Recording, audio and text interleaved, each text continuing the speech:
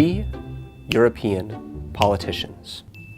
They speak different languages, but they're all singing the same tune. L'Union européenne, c'est une véritable épouvante. A mai rendetlen Európa képtelen megoldásokat találni ezekre a kihívásokra. Noi andiamo in Europa per ribaltarla questa Europa. And that's weird, because one belief that unites these nationalist, populist European leaders is that the European Union should be less united. Since the euro crisis of 2009 and the migrant crisis of 2015, these right-wing populist movements have grown in strength and in number. Európa már most invázió alatt áll. 10 és 10 milliók indulnak meg Európába, Afrikából és a Közel-Keletről. His campaign against Muslim refugees won his party 2/3 of the seats in Hungary's general election in 2018.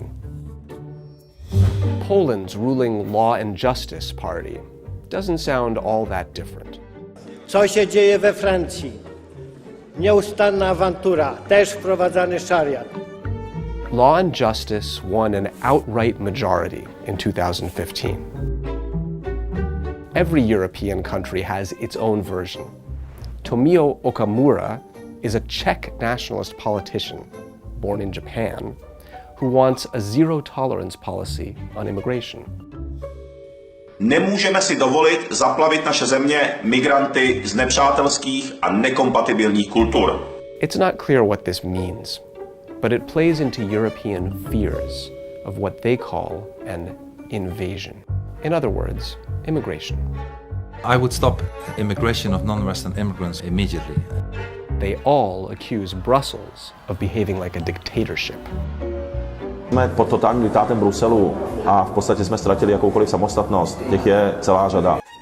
Which is ironic, given that they're all running in democratic elections for the EU Parliament.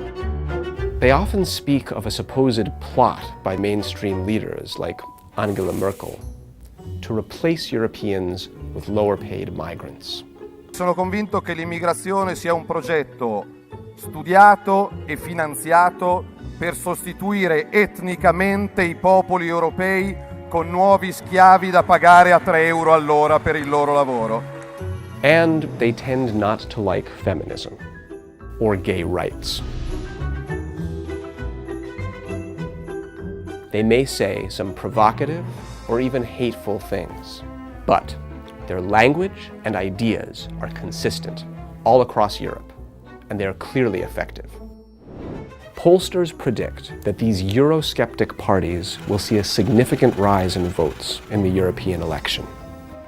Ironically, it's the Eurosceptic parties that seem to be doing the best job building pan-European politics. The question is whether the parties that believe in a stronger Europe can do the same thing.